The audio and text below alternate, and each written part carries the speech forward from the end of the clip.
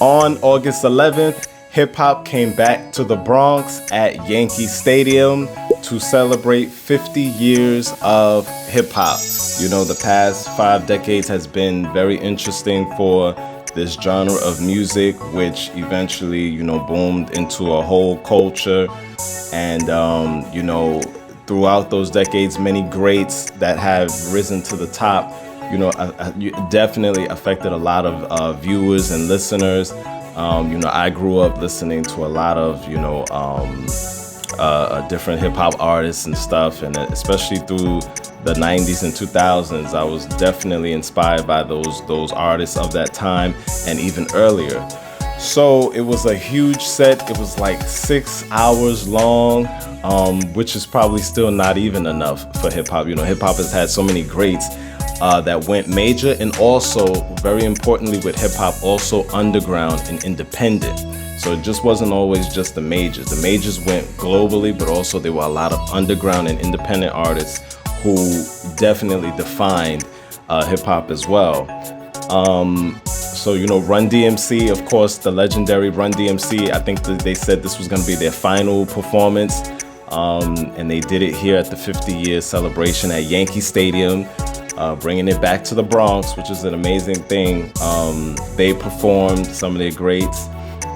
And, you know, they're also known for merging that kind of soul R&B sound that with the hip hop edge and the DJing, that edge of their music with rock, when they did that whole, you know, Rock This Way way back in the 80s. So many others graced the stage from different eras. Of course, the amazing Lil' Kim, she's like the blueprint for so many of these female artists that, you know, rap artists that are killing it today. Lil' Kim is definitely one of the blueprints.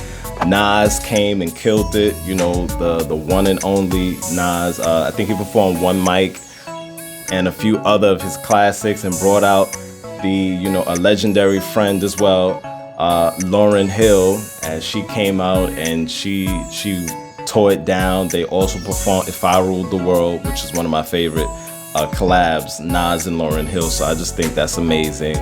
You know, so many others popped up, you know, greats that, you know, many probably haven't seen in a while. You know, Slick Rick was there. I think I saw Dougie Fresh, Cameron, Common, so many others. Of course, Fat Joe, Terror Squad had to bring it to the stage because, you know, Terror Squad is definitely from the Bronx. You know, Fat Joe brought out Remy Ma, brought out Ashanti. You know, it's just an amazing thing to see how far this genre has come.